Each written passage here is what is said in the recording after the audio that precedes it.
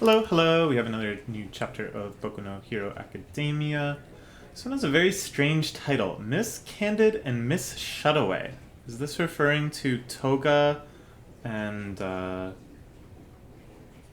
Uruka, who were having a little confrontation in the previous chapter?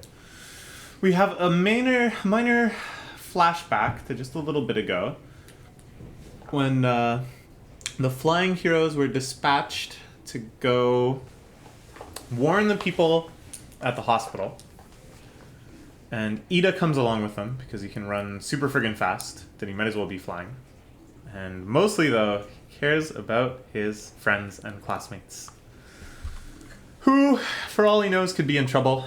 And I'm sure the idea that they are and that he did not run there as quickly as his legs will carry him would cause him a lot of distress. So, meanwhile, we're back to this fight, which I think has kind of ended in a bit of a standstill. That Deku and oh my gosh, I'm just blanking on names right now. I'm so sorry. Tomura-chan, Shigaraki Tomura. That they both have kind of exhausted each other's capabilities. They had that weird showdown in the kind of imagined space within the quirk itself, and now. After Bakugao's heroic sacrifice, it feels like, I don't know, maybe not much more is going to happen here. Todoroki... Oh, I don't know. Tomura still trying to fight on. All for One had already told him that's enough, you gotta stop. We have to survive, we have to prepare for the next fight. But he's not having it. He still wants to fight in this crazy spider mech version of himself. Strands of that freaky like knife chain rope power quirk thing that All for One started using when he kind of took over. Using that to move his decayed and burnt up body around.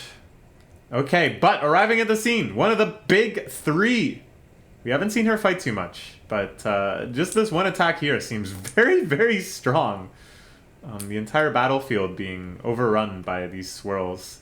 And then Ida arrives. Okay, I totally misunderstood what they were doing. I thought they were still going back to the hospital itself to help with like evacuation efforts and stuff and to warn them that Gigantomachia is coming. But instead, Ida and Big Three Girl here, whose name I forgot, went all the way to this battlefield. So Ida's friends that he was referring to, I wasn't sure if he meant like Iruka and Froppy, but he was referring to our main three of Todoroki, Bakugao, and Deku, which makes this line about him going, "Two of them taught me a valuable lesson, they're my dear friends. And the other one is some loud asshole who's always exploding." Anyway, so they've arrived. How can they help? A gigantic villain is making his way here. Inform the heroes fighting the Nomu over there. Okay, so they already did go to the hospital. And then I guess they heard what happened with this subsequent battle where they saw them fighting over there. And just made tracks. Get Midoriya and the others out of here. See why you didn't return promptly. Yeah? Yeah? Did you not think there was a good excuse? Dang, she looks pissed off. That's a good face. Looking hella grumpy. I have to stay near Shigaraki. He's just coming after me, so take Kachan and Endeavor. But everybody's thinking that this is their moment, that they can just wipe out Shigaraki. And they might be right. It seems like he certainly is weakened. His healing has slowed down. All for One himself is saying, like, pull back, stop fighting. We can't win this right now. So, I don't know. I can understand the temptation to just push on, to try to finish this here and now. Okay, and now we return to this. The battle between Iruka and Toga. It's crazy. Just when the plot lines were whittling down to a few... we're starting to get pulled in all directions again. To make direct contact without getting my blood sucked or wasting too much time. Yeah, because she just wants to evacuate people. She just wants to do normal heroics. Which is why I thought it would be so funny last chapter if the Toga baits her and teases her and runs into this building, and then Iruka is just like, See ya! I got people to save. Have fun. Listen, Ochiko. When I think about the people I love, it makes me want to become them. This desire to take their blood for myself gushes up till I can't stand it. I get all emotion just thinking about it. That's how I am. But other people aren't like that. It's so hard for me to live like this. This one nasty lady said my normal was sad and miserable. And then guess what? She tried to kill me. It's so unnerving the way that Toga acts. Because this is all very honest. This is all a genuine attempt, I think, to connect with Iruka. And to try to help her understand what Toga's life is like. But she's doing this while fighting her. She's doing this while actively trying to take her blood and debilitate her. You know what I did, Ochiko? I used your blood and your quirk to drop her from way up high. Ooh, yes. So this is news to Iruka. That the blood stealing now isn't just appearance, but allows her to take the quirk of those that she drains. Which is really quite disturbing. It's sort of like twice that when you start really thinking about the implications of this power, how far this power could go, she turns from just another member of the League of Villains, you know, scary, but like arc mid-boss tier, to like a tactical nuke. Something that, if they deploy correctly under the right conditions, could be their most powerful weapon by far. She can use the quirks of people whose blood she drains. Now she mentions here, drinking the blood of someone I love gives me their quirk too. So it has to be someone she loves? It's interesting. We're getting into crazy Made in Abyss type territory here. Present, I would never feel happy about dropping a person out of the sky. What's your point? What are you trying to tell me? The shot of the broken TV... What is that to signify? Oh, that she cuts herself? On the broken glass? Oh. She drops her little all-night charm. It's kind of silly.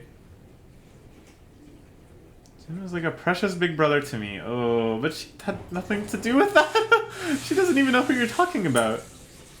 The same, Ochiko. I know you like easy goods. Always felt that. She must have given this to you, right? That makes us the same, right? Okay, what's her plan? Because she's totally right here. She can't just keep messing around, chasing around this house. Toga's just gonna keep acting weirder and creepier and more or less aggressive and just baiting, constant baiting. Instead, I've shut those feelings away. Alright. She's got this barrage of weapons that she's roped onto herself. We saw her deploying these ropes before in kind of like a ranged battle. The ropes versus the injection cables. Or extraction cables, that is. I touched all this stuff when I got knocked down. Also held it in for so long. When I was little, I was told to stop being me, but that doesn't work. Once you shut your feelings away, it only grows inside. It's not the same, though. There's a major categorical difference, I think, between like your entire sort of psychological life being at odds with society, being an antisocial person whom people tell must correct themselves to fit in with society, and Iruka, who just has a crush she's afraid to articulate. Those are kind of different, you know? they are very, very different on this psychological spread. I don't think Iruka should feel bad at all that she can't gather the courage to confess. Confessing is hard. Also have to live with the consequences. Right, thought so. Thanks for that. Bye. Okay. So Tsuyu-chan arrives. Can I tell you not to call me that? How can she talk with her tongue out like that? Gone. I'm beaming for a blind spot, so stand back to back. No way. Villain getting bigger. Ooh. I like this kind of broken TV chattering in the background motif. Very cinematic. I like this kind of the dreadful news from outside. Since we like the same boy, I thought maybe we could confide in each other about love. Going back to the leak. My confusion's all cleared away. I don't know. I don't know where this plotline is going at all. Usually in these shonen series, romance is an afterthought of an afterthought where, I don't know, like 500 chapters in, the hero and the girl that obviously they've liked each other the whole time will just sort of unceremoniously get together. But here, it's such a major motivating factor in these two characters' relationships. This extremely relevant villain character and one of our main fighting protagonists, such that even without going outside too far from the normal structures and tropes of a battle shonen, they're making it relevant. They're making it kind of aggressively relevant. We have to settle this. What is going to go on between her and Deku? I don't know. So, after that brief love talk interlude, we return to this insanity.